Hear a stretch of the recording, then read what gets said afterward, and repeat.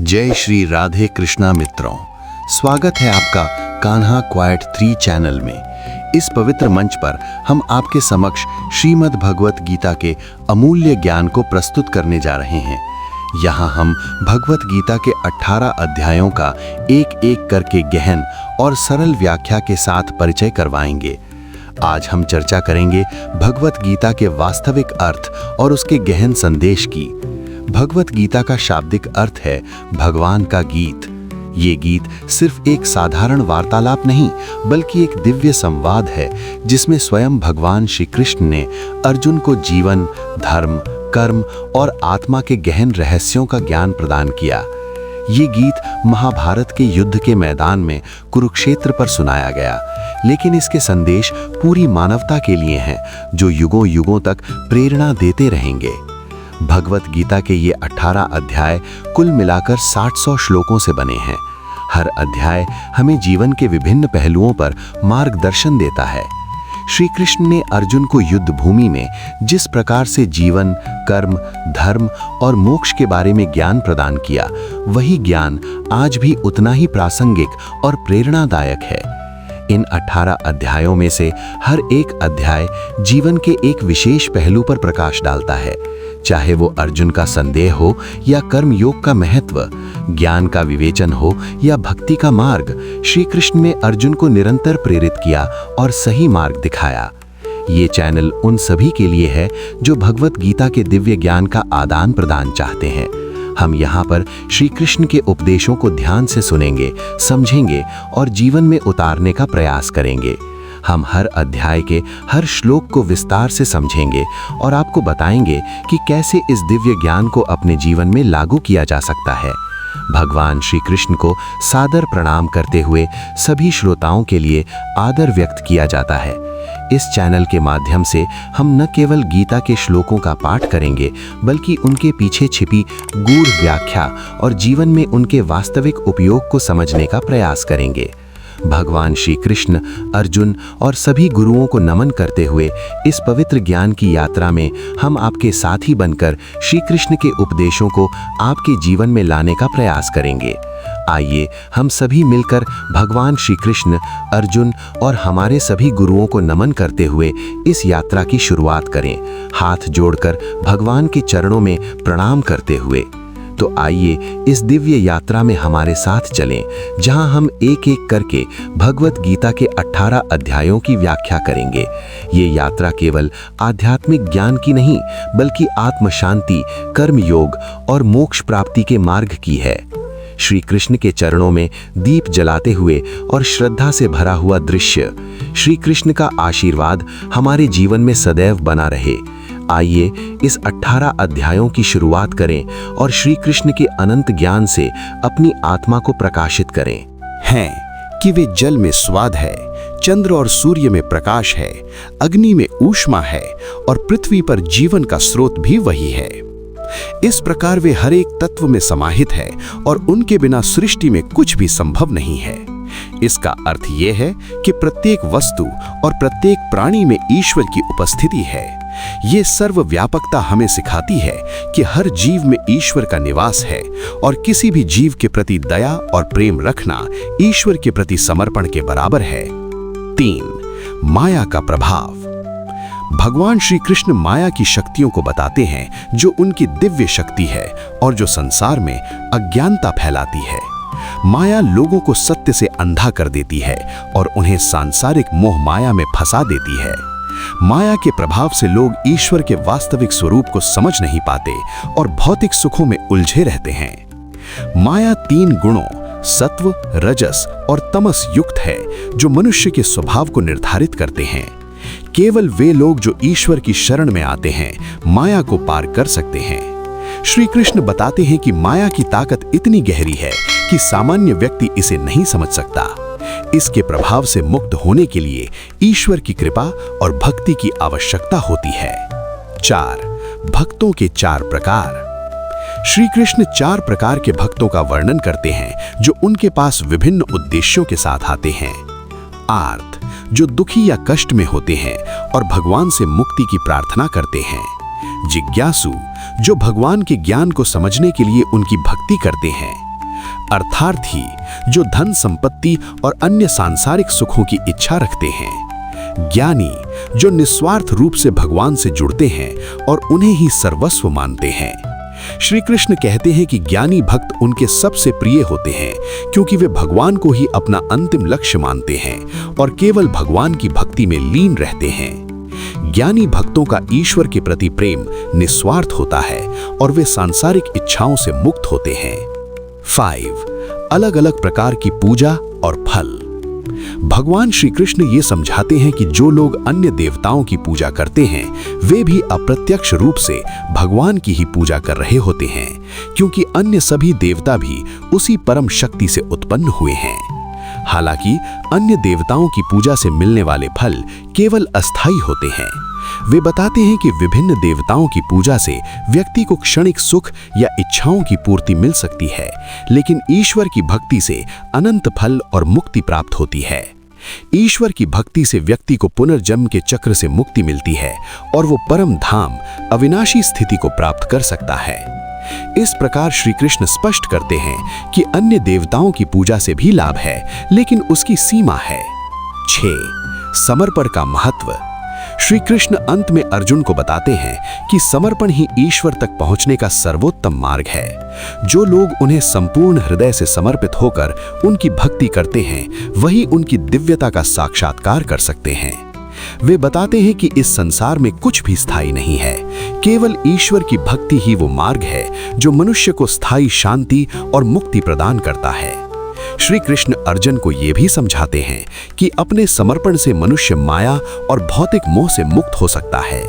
समर्पण के माध्यम से ही मनुष्य आत्म साक्षात्कार कर सकता है और भगवान के स्वरूप को भली प्रकार से जान सकता है। अर्जुन से श्री कृष्ण कहते हैं, हे अर्जुन, तू मेरे पास पूर्ण रूप से मन लगा कर आ और मुझसे ऐसा ज्ञान और विज्ञान प्राप्त कर जिससे तुझे मेरी पूर्णता का बोध होगा। अर्जुन, हे भगवान, आप मुझे अपनी माया और प्रकृति के बारे में विस्तार से बताइए ताकि मैं आपको भली प्रकार जान सकूं। श्री कृष्ण, हे अर्जुन, मैं इस सृष्टि का मूल हूं। जल में स्वाद, चंद्र सूर्य में प्रकाश, अग्नि में तेज, पृथ्वी पर जीवन और सभी ध्वनियों में ओंकार, ये सब मुझसे ही उत्पन्न हुए हैं। जो कुछ भी तू देखता है वो मुझसे ही आता है और मेरी ही ओर जाता है। अर्जुन, भगवान, मैं समझता हूं कि आप सब में व्यापक हैं, परंतु लोग आपको क्यों नहीं समझ पाते? श्री कृष्ण, ये माया जो मेरी शक्ति है लोगों को अज्ञान में रखती है। ये माया इतनी प्रभावी है कि लोग मेरे वास्तविक स्वरूप को नहीं जान पाते। केवल वे ही मुझे समझ सकते हैं जो मेरी शरण में आते हैं और अपने सभी संदेहों को छोड़कर मुझे समर्पण करते हैं। अर्जुन, भगवान, भक्तों के विभिन्न प्रकार क्या हैं? श्री कृष्ण, मेरे 4 प्रकार के भक्त होते हैं।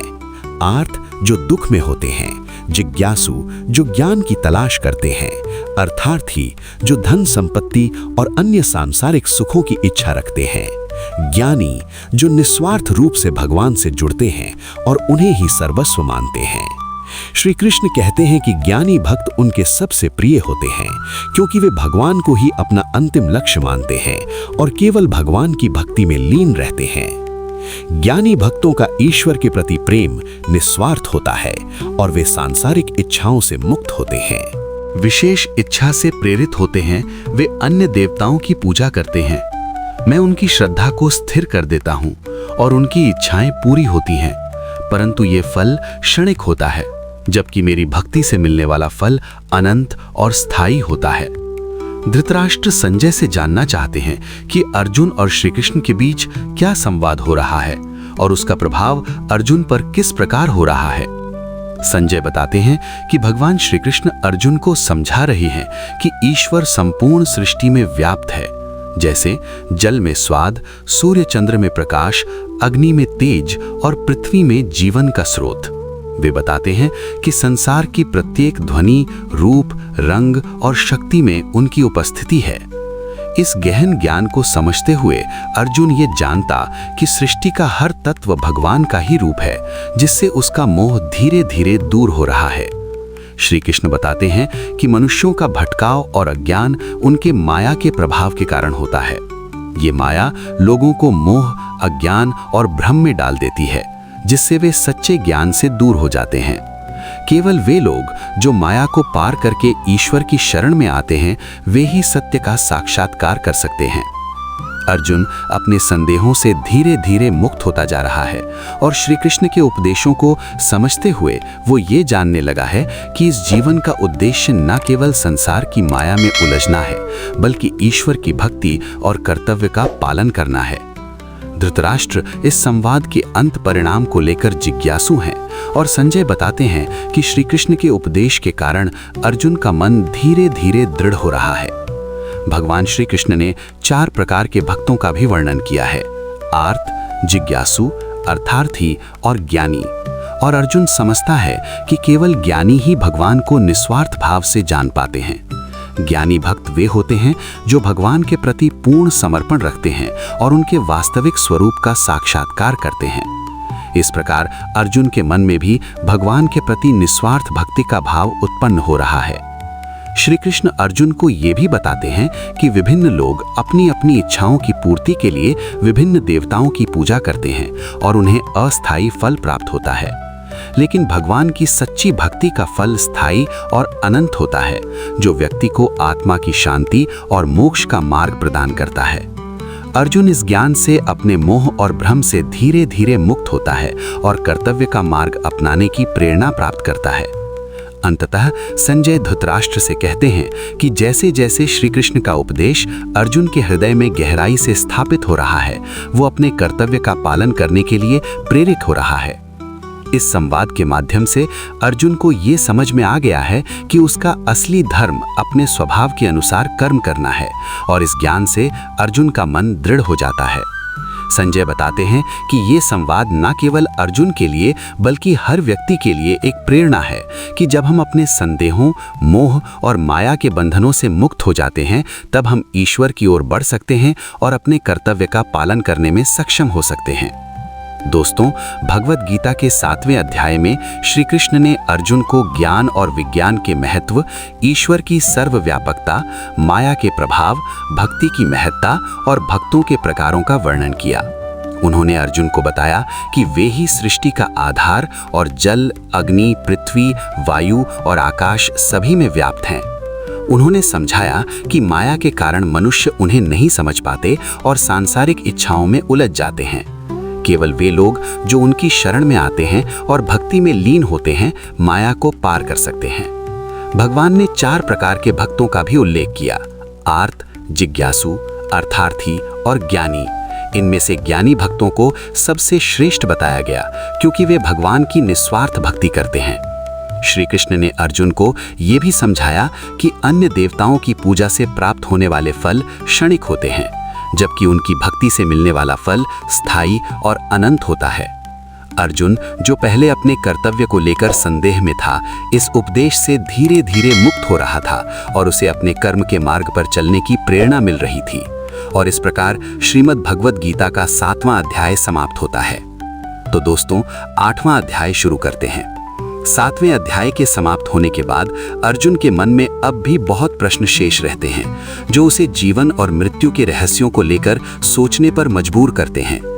8वें अध्याय में अर्जुन भगवान श्री कृष्ण से और भी गहरे प्रश्न पूछता है। भगवद गीता के 8वें अध्याय में भगवान श्री कृष्ण अर्जुन के गंभीर प्रश्नों का गूढ़ उत्तर देते हुए उसे ब्रह्म, अध्यात्म और मृत्यु के समय ध्यान की शक्ति के विषय में विस्तृत ज्ञान देते हैं, ज्ञान प्रदान करते हैं। श्री कृष्ण अर्जुन को समझाते हैं कि ब्रह्म वह शाश्वत और अटल सत्य है जो संपूर्ण सृष्टि में विद्यमान है। आत्मा को अध्यात्म का मूल बताया गया है और कर्म को वह कार्य माना गया है जो सृष्टि के निर्माण और विनाश का कारण बनता है। मृत्यु के समय व्यक्ति का ध्यान जिस पर केंद्रित होता है, वही उसकी आत्मा का अंतिम गंतव्य बनता है। अगर मृत्यु के क्षण में मन भगवान के स्मरण में स्थिर हो, तो आत्मा ईश्वर में लीन होकर मोक्ष प्राप्त करती है और जन्म मृत्यु के चक्र से मुक्त हो जाती है। श्रीमद् भगवद गीता 8वां अध्याय, अक्षर ब्रह्म योग शुरू। अर्जुन बोले, हे भगवान, मैं जानना चाहता हूँ कि ब्रह्म क्या है, अध्यात्म क्या है और जो लोग मृत्यु के समय आपकी ओर ध्यान लगाते हैं, उनके साथ क्या होता है। श्री कृष्ण, हे अर्जुन, ब्रह्म वह शाश्वत सत्य है जो सब में विद्यमान है। आत्मा को अध्यात्म कहा जाता है और जिस कार्य का परिणाम सृष्टि की रचना और विनाश हो उसे कर्म कहते हैं। जब कोई व्यक्ति मृत्यु के समय अपने मन को मुझ पर केंद्रित करता है वह मेरे स्वरूप में लीन हो जाता है और उसे मोक्ष प्राप्त होता है। अर्जुन, भगवान, मृत्यु के समय अपने मन को आपके ध्यान में कैसे लगाए रख सकता हूँ? क्या इसे करना संभव है? श्री कृष्ण, जो व्यक्ति अपने जीवन भर मेरे प्रति अनन्य भक्ति और ध्यान में लगा रहता है वही मृत्यु के समय भी मुझे याद कर पाता है। जिस प्रकार तुमने अपने समर्पण के साथ मेरे पास आकर ज्ञान प्राप्त किया है उसी तरह जो व्यक्ति निरंतर अभ्यास करता है वह मृत्यु के समय भी मन को स्थिर रखकर मुझे प्राप्त कर सकता है। अर्जुन, हे केशव, क्या मृत्यु के समय का ध्यान जीवन का अंतिम क्षण ही तय करता है और आपकी कृपा से कौन से मार्ग से परम धाम की प्राप्ति होती है? श्री कृष्ण, हे पार्थ, मृत्यु के समय की स्थिति अत्यंत महत्वपूर्ण होती है। यदि कोई अपने मन और आत्मा को मेरी भक्ति और ध्यान में केंद्रित कर मृत्यु को प्राप्त करता है तो वह मेरे दिव्य धाम को प्राप्त होता है और फिर जन्म मृत्यु के चक्र में नहीं आता। इस ज्ञान से तुम अपने जीवन में संतुलित और स्थिर हो सकते हो। अर्जुन, हे प्रभु, कृपा करके मुझे ये समझाएं कि ये कैसे संभव है और मुझे वह उपाय बताएं जिससे मैं मृत्यु के समय भी आपको स्मरण कर सकूं। श्री कृष्ण, हे अर्जुन, ओमकार का उच्चारण करते हुए मेरे स्वरूप का ध्यान करते हुए और मन को संयमित करके जो व्यक्ति अंतिम समय में मेरे नाम का स्मरण करता है वह मेरे दिव्य स्वरूप में लीन हो जाता है। ये स्थिति निरंतर अभ्यास, ध्यान और भक्ति से संभव है। इसी कारण मैं कहता हूँ कि तुम मेरे प्रति पूर्ण समर्पण में रहो और मुझे अपने जीवन का लक्ष्य बना लो। यही सर्वोच्च भक्ति है और यही मोक्ष का मार्ग है। धृतराष्ट्र बोले, हे संजय, मेरे पुत्रों और पांडवों के बीच चल रहे इस युद्ध में अर्जुन और श्री कृष्ण के बीच क्या संवाद हो रहा है? क्या अर्जुन अभी भी अपने संदेहों में है या उसने युद्ध के लिए अपना संकल्प मजबूत कर लिया है? संजय, हे महाराज, भगवान श्री कृष्ण ने अर्जुन को ब्रह्म, अध्यात्म, कर्म और मृत्यु के समय ईश्वर का ध्यान कैसे किया जाए इन सब का गूढ़ ज्ञान दिया है। अर्जुन ने भगवान से कई प्रश्न पूछे और श्री कृष्ण ने उसे ये समझाया कि मृत्यु के समय अपने मन को ईश्वर में केंद्रित करने से आत्मा को मोक्ष प्राप्त हो सकता है। धृतराष्ट्र, क्या अर्जुन इस बात को समझ सका? क्या उसे ये ज्ञान प्राप्त हुआ कि जीवन और मृत्यु के चक्र से कैसे मुक्त हुआ जा सकता है? संजय, महाराज, श्री कृष्ण ने अर्जुन को ये भी समझाया कि ब्रह्म क्या है और कैसे आत्मा का अंतिम लक्ष्य भगवान में लीन होना है। अर्जुन को ये भी बताया गया कि आत्मा ही वास्तविक स्वरूप है और मृत्यु का समय अत्यंत महत्वपूर्ण होता है। यदि मृत्यु के समय मन भगवान में हो जाए तो आत्मा जन्म मृत्यु के चक्र से मुक्त होकर परम धाम को प्राप्त होती है। अर्जुन ने इस ज्ञान को समझ लिया और अब उसके मन में भगवान के प्रति समर्पण की भावना और दृढ़ हो गई है। धृतराष्ट्र, संजय, ये मृत्यु के समय ध्यान की क्या महत्ता है? क्या श्री कृष्ण ने अर्जुन को ये बताया कि इस ध्यान को कैसे साधा जा सकता है? संजय, जी महाराज, श्री कृष्ण ने अर्जुन को बताया कि जीवन भर भगवान की भक्ति में लगे रहने से ही मृत्यु के समय ध्यान को साधा जा सकता है। जो व्यक्ति निरंतर अभ्यास और भक्ति में लीन रहता है वही अंत समय में भी मन को स्थिर रखकर भगवान का स्मरण कर सकता है। अर्जुन को ये शिक्षा मिली कि भगवान का ध्यान करते हुए ओमकार का उच्चारण और मन को संयमित करना ही मुक्ति का मार्ग है। ये साधना कठिन है परंतु संभव है यदि जीवन भर अभ्यास किया जाए। धृतराष्ट्र, इस उपदेश का अर्जुन पर क्या प्रभाव पड़ा? संजय, संजय महाराज, श्री कृष्ण के उपदेश ने अर्जुन को गहन शांति प्रदान की। अब उसके मन में संदेह समाप्त हो रहा है और उसके भीतर ईश्वर के प्रति समर्पण की भावना और दृढ़ हो गई है। प्रतिपूर्ण समर्पण और स्थिरता आ रही है। अर्जुन ने ये समझ लिया कि मृत्यु का अंतिम क्षण महत्वपूर्ण होता है और उसी क्षण भगवान का स्मरण करने से परम धाम की प्राप्ति होती है। धृतराष्ट्र, संजय, क्या अर्जुन अब युद्ध के लिए तैयार है? क्या वो अब अपने कर्तव्यों को समझ गया है?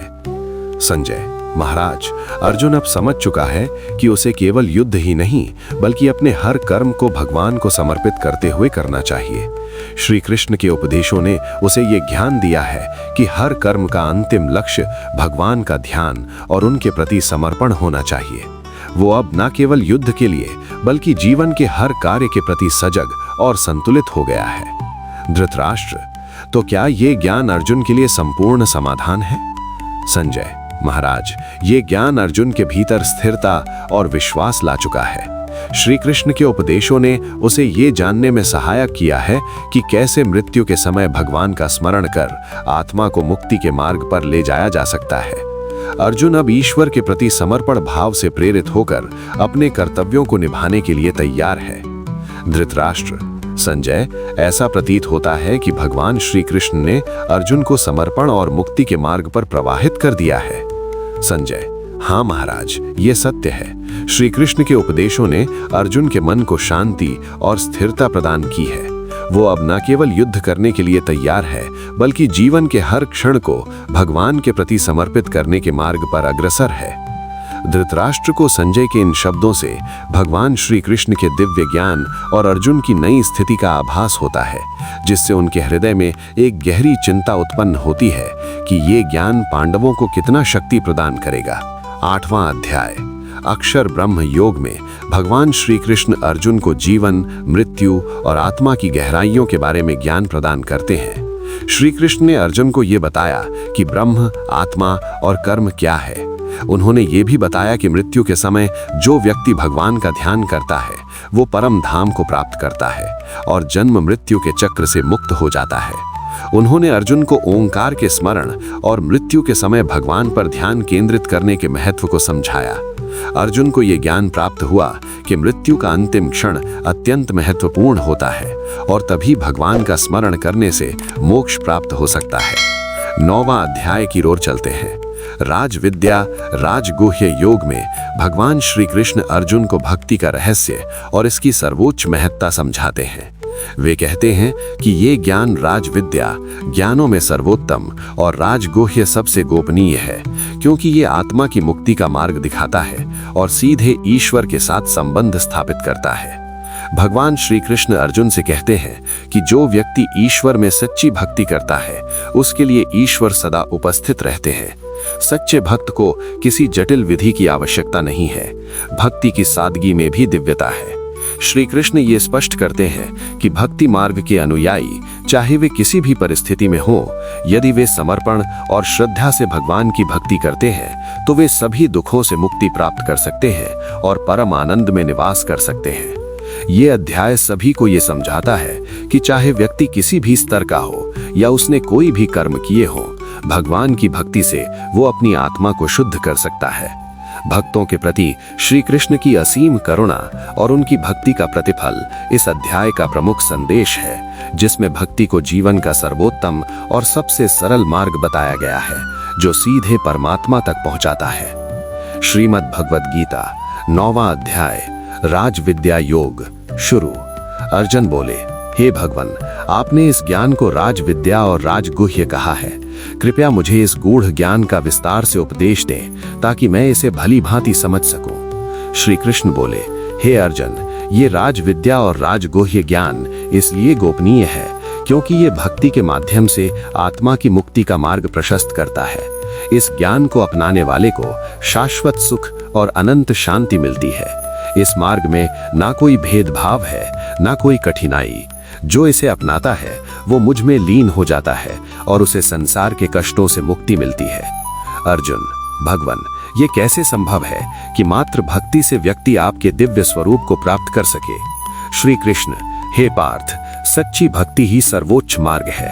भक्ति में केवल प्रेम और समर्पण की आवश्यकता है। जब कोई व्यक्ति अपनी इच्छाओं और अहंकार को त्याग कर मुझ में सच्चा प्रेम और श्रद्धा रखता है तो मैं उसे स्वयं में मिला लेता हूँ। मेरे लिए पवित्रता और साधना का मापदंड नहीं है, मैं केवल प्रेम को देखता हूँ। अर्जुन, भगवान, यदि भक्ति इतनी सरल है तो लोग आपकी भक्ति से दूर क्यों रहते हैं? श्री कृष्ण, हे अर्जुन, मेरी माया के प्रभाव के कारण ही लोग मेरे वास्तविक स्वरूप को नहीं समझ पाते। ये माया उन्हें संसार वस्तुओं में उलझा रखती है और उन्हें मुझसे दूर कर देती है। जो व्यक्ति इस माया को पार कर मेरे पास आता है वही मुझे सच्चे स्वरूप में देख सकता है। अर्जुन, प्रभु, तो क्या जो व्यक्ति संसार वस्तुओं को त्याग कर आपके प्रति समर्पित हो जाता है उसे आपकी कृपा प्राप्त होती है? श्री कृष्ण, बिल्कुल। हे अर्जुन, जो व्यक्ति संसार के मोह माया को त्याग कर मुझ में लीन होता है उसे मैं अपने अनंत प्रेम और करुणा का अनुभव कराता हूँ। ऐसे व्यक्ति को न तो कोई दुख होता है न ही भय। वो मेरे संरक्षण में होता है और मैं उसे संसार के सभी कष्टों से मुक्त करता हूँ। अर्जुन, भगवान, भक्ति का सही स्वरूप क्या है और किस प्रकार की भक्ति से मनुष्य को आपकी कृपा प्राप्त हो सकती है? श्री कृष्ण, हे अर्जुन, भक्ति का अर्थ है संपूर्ण समर्पण और प्रेम। जब कोई व्यक्ति मेरे प्रति निष्काम भाव से प्रेम और श्रद्धा रखता है तब वो मुझसे जुड़ जाता है। उसे किसी जटिल अनुष्ठान या तपस्या की आवश्यकता नहीं है। जो मुझे पत्ते, फूल, फल या जल के रूप में भी प्रेम पूर्वक अर्पित करता है, मैं उसे सहर्ष स्वीकार करता हूँ। मैं उसकी भावना और समर्पण को देखता हूँ, उसके अर्पण को नहीं। अर्जुन, हे भगवान, क्या जो व्यक्ति अपने मन को आपके ध्यान में लगाए रखता है वो सभी पापों से मुक्त हो सकता है? श्री कृष्ण, हाँ हे अर्जुन, जब कोई व्यक्ति मेरे प्रति संपूर्ण समर्पण कर देता है और मुझे अपने हृदय में बसाता है तो उसके समस्त पाप नष्ट हो जाते हैं। वो व्यक्ति आत्मिक शांति और परम आनंद प्राप्त करता है। भक्ति के मार्ग में कोई भी, चाहे वो किसी भी वर्ग का हो, मेरी कृपा का पात्र बन सकता है। अर्जुन, हे केशव, क्या ये संभव है कि इस संसार में रहते हुए भी व्यक्ति आपके धाम को प्राप्त कर सके? श्री कृष्ण, हाँ हे अर्जुन, जो व्यक्ति मेरी भक्ति में लीन होता है और मुझे अपने जीवन का एकमात्र लक्ष्य बना लेता है, वो मेरे परम धाम को प्राप्त कर सकता है। उसके लिए जन्म मरण का चक्र समाप्त हो जाता है और वो शाश्वत आनंद में निवास करता है। यही भक्ति की महिमा है और यही इसका परिणाम है। अर्जुन, हे प्रभु, इस भक्ति के पथ पर चलने के लिए कृपया मुझे और मार्गदर्शन दे। श्री कृष्ण, हे अर्जुन, तू निरंतर मुझ पर ध्यान लगाए रख और मुझसे सच्चे हृदय से प्रेम कर। मुझे अपने हृदय में बसा और हर कार्य को मेरे प्रति समर्पित कर। जो व्यक्ति मुझ में श्रद्धा और समर्पण रखता है, उसे मैं स्वयं अपने दिव्य धाम में ले जाता हूँ। अर्जुन, हे मधुसूदन, आपकी करुणा और भक्ति का ये मार्ग मेरे हृदय को अत्यंत शांति और संतोष प्रदान करता है। श्री कृष्ण, तू मुझ में लीन रहे अर्जुन। यही ज्ञान, यही भक्ति और यही समर्पण तुझे सभी कष्टों से मुक्त करेगा और तुझे सच्चे आनंद की अनुभूति कराएगा। धृतराष्ट्र बोले, हे संजय, अर्जुन और श्री कृष्ण के बीच क्या संवाद हो रहा है? मुझे विस्तार से बताओ कि वे क्या चर्चा कर रहे हैं। विशेषकर मैं ये जानना चाहता हूँ कि इस समय भगवान श्री कृष्ण अर्जुन को किस प्रकार का ज्ञान दे रहे हैं। संजय, हे महाराज, श्री कृष्ण इस समय अर्जुन को भक्ति का महत्व समझा रहे हैं। उन्होंने इसे राजविद्या और राजगुह्य ज्ञान का नाम दिया है। वे अर्जुन को ये बता रहे हैं कि भक्ति मार्ग ही सर्वोच्च मार्ग है। इसमें कोई भेदभाव नहीं है और ये मार्ग सभी के लिए खुला है, चाहे वो किसी भी वर्ग, जाति या स्थिति का हो। धृतराष्ट्र, ये राजविद्या और राजगुह्य ज्ञान क्या है संजय? और भक्ति का मार्ग इतना महत्वपूर्ण क्यों है? क्या इसमें व्यक्ति को सभी प्रकार के कष्टों से मुक्ति मिल सकती है? संजय, हाँ महाराज, श्री कृष्ण ने अर्जुन से कहा कि ये ज्ञान सभी ज्ञान का राजा है, क्योंकि ये सच्चे सुख का मार्ग है। इसके द्वारा मनुष्य को न केवल सांसारिक दुखों से मुक्ति मिलती है, बल्कि वो ईश्वर के दिव्य स्वरूप में लीन हो जाता है। श्री कृष्ण कहते हैं कि जो भक्ति मार्ग पर चलता है, उसे किसी जटिल अनुष्ठान की आवश्यकता नहीं होती। केवल सच्चा प्रेम और समर्पण ही ईश्वर को प्रसन्न करने के लिए पर्याप्त है। धृतराष्ट्र, तो क्या इसका अर्थ ये है कि जो लोग सच्चे हृदय से भक्ति करते हैं, वे भगवान को प्रसन्न कर सकते हैं और मोक्ष प्राप्त कर सकते हैं? इस मार्ग में और क्या विशेषताएं हैं? संजय, बिल्कुल महाराज, श्री कृष्ण ने अर्जुन को बताया कि वे केवल व्यक्ति के प्रेम और समर्पण को देखते हैं, न कि उसके अर्पण की वस्तु को। चाहे वो एक पत्ता, फूल, फल या जल ही क्यों न हो, यदि उसे प्रेम पूर्वक अर्पित किया गया हो तो भगवान उसे सहर्ष स्वीकार करते हैं। ये ज्ञान अत्यंत सरल और सुलभ है और इसीलिए इसे राजविद्या कहा गया है। भक्ति मार्ग में व्यक्ति को किसी बाहरी साधन की आवश्यकता नहीं होती, केवल एकाग्रता, प्रेम और समर्पण ही काफी है।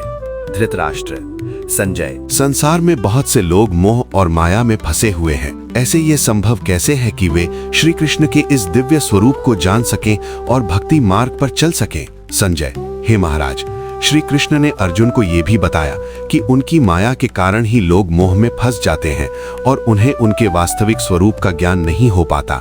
जो लोग मोह को त्याग कर उनके प्रति समर्पित हो जाते हैं, वे ही इस ज्ञान को प्राप्त कर सकते हैं। ये भक्ति मार्ग उन्हें मोक्ष तक ले जाने वाला है और सभी बंधनों से मुक्त करता है। धृतराष्ट्र, तो क्या जो लोग इस मार्ग पर चलते हैं, वे पुनः जन्म मरण के चक्र में नहीं आते? संजय, हाँ महाराज, श्री कृष्ण ने ये स्पष्ट किया कि जो व्यक्ति अपने मन और आत्मा को उनके ध्यान में लगाकर मृत्यु को प्राप्त करता है, वह फिर जन्म मरण के चक्र में नहीं आता। वह ईश्वर के परम धाम को प्राप्त करता है, जहाँ केवल शाश्वत आनंद और शांत होती है। श्री कृष्ण का ये कहना है कि भक्ति मार्ग पर चलने से सभी पापों का नाश होता है और भक्त सच्चे आनंद का अनुभव कर सकता है। धृतराष्ट्र, हे संजय, ये भक्ति मार्ग वास्तव में अद्भुत है। मुझे ऐसा प्रतीत होता है कि श्री कृष्ण अर्जुन के सभी संदेह दूर कर रहे हैं और उसे अपने कर्तव्य का पालन करने के लिए प्रेरित कर रहे हैं। संजय: बिल्कुल महाराज, श्री कृष्ण का उपदेश अर्जुन को संतुलन और समर्पण का मार्ग दिखा रहा है। इस भक्ति के मार्ग में कोई भी, चाहे वो किसी भी वर्ग, जाति या पृष्ठभूमि का हो, श्री कृष्ण की कृपा का पात्र बन सकता है।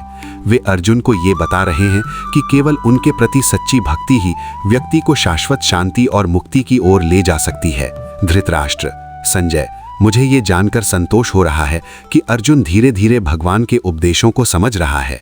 भक्ति के इस मार्ग से क्या ये संभव है कि वो अपने सभी शंकाओं को त्याग कर अपने कर्तव्य का पालन कर सकेगा? संजय: हाँ महाराज, श्री कृष्ण का ये ज्ञान अर्जुन को सच्चे मार्ग पर चलने के लिए प्रेरित कर रहा है। जब व्यक्ति पूरी तरह से ईश्वर के प्रति समर्पित हो जाता है तो सभी संदेह स्वतः ही दूर हो जाते हैं। अर्जुन के लिए ये ज्ञान जीवन का आधार बन जाएगा, जिससे वो अपने धर्म और कर्तव्य का पालन करने के लिए पुनः तैयार हो जाएगा। 9वें अध्याय में भगवान श्री कृष्ण अर्जुन को भक्ति का रहस्य और गहराई समझाते हैं। इस अध्याय को राजविद्या, राजगुह्य योग कहा गया है, जिसका अर्थ है सभी ज्ञान का राजा और गोपनीयतम ज्ञान। श्री कृष्ण ने अर्जुन को बताया कि भक्ति से ही व्यक्ति ईश्वर के निकट पहुंच सकता है और वो न केवल भक्तों का पालन पोषण करते हैं बल्कि सभी के हृदय में निवास भी करते हैं। वे ये भी समझाते हैं कि कोई भी वस्तु, चाहे वो पत्ता, फूल, फल या जल ही क्यों ना हो, यदि प्रेम और श्रद्धा से अर्पित की जाती है तो उसे वे सहर्ष स्वीकार करते हैं। इस ज्ञान के माध्यम से अर्जुन को ज्ञात होता है कि केवल सच्ची भक्ति ही मोक्ष का मार्ग है और सभी सांसारिक कष्टों से मुक्ति दिला सकती है। और इस प्रकार श्रीमद् भगवद गीता का 9वें अध्याय समाप्त होता है। तो दोस्तों, अब 10वें अध्याय में भगवान श्री कृष्ण अर्जुन को अपनी दिव्य विभूतियों के बारे में बताएंगे। वे ये समझाएंगे कि उनकी महानता और शक्ति कैसे संपूर्ण सृष्टि में प्रकट होती है। श्री कृष्ण ये भी कहेंगे कि वे सभी प्राणियों और वस्तुओं में सर्वश्रेष्ठ रूप में प्रकट होते हैं, जैसे वे जल में स्वाद, अग्नि में तेज, सूर्य चंद्र में प्रकाश और ऋतुओं में वसंत हैं। इस अध्याय का उद्देश्य अर्जुन को ये एहसास कराना है कि भगवान का हर रूप और हर कण में विस्तार है और वो उनके अनगिनत रूपों का ध्यान करके उन्हें साक्षात कर सकता है। श्रीमद् भगवद गीता 10वां अध्याय, विभूति योग। शुरू। अर्जुन: हे भगवान, मैं आपकी महानता और शक्ति को पूरी तरह से समझना चाहता हूँ। कृपया मुझे अपनी दिव्य विभूतियों का विस्तार से वर्णन करें ताकि मैं जान सकूं कि आप इस संसार में किन किन रूपों में उपस्थित हैं। श्री कृष्ण: हे अर्जुन, मैं तुम्हें अपनी मुख्य विभूतियां बताऊंगा, क्योंकि मेरी विभूतियों की कोई सीमा नहीं है। मेरी महिमा अनंत है। अर्जुन: हे केशव, मैं आपकी अनंत विभूतियों को जानने की तीव्र इच्छा रखता हूँ। कृपया मुझे उन रूपों को बताएं जिनसे आप इस सृष्टि में प्रकट होते हैं। श्री कृष्ण: हे पार्थ, मैं आत्मा हूँ जो सभी प्राणियों के हृदय में निवास करती है। मैं सृष्टि का आरंभ, मध्य और अंत हूँ। देवताओं में मैं विष्णु हूँ, प्रकाश में सूर्य हूँ और पवनों में वायु हूँ। मैं ज्ञाताओं में ज्ञान हूँ और आर्षि नगर। जानना अत्यंत अद्भुत है कि आप इस संसार में कितने रूपों में प्रकट हैं। क्या आप और भी उदाहरण दे सकते हैं? श्री कृष्ण: निश्चित ही। हे अर्जुन, योद्धाओं में मैं राम हूँ और जलाशयों में सागर हूँ। गायों में मैं कामधेनु हूँ और देवताओं के सेनापति में मैं स्कंद हूँ। मैं जलाशयों में सागर हूँ, गायों में कामधेनु हूँ और देवताओं के सेनापति में मैं स्कंद हूँ।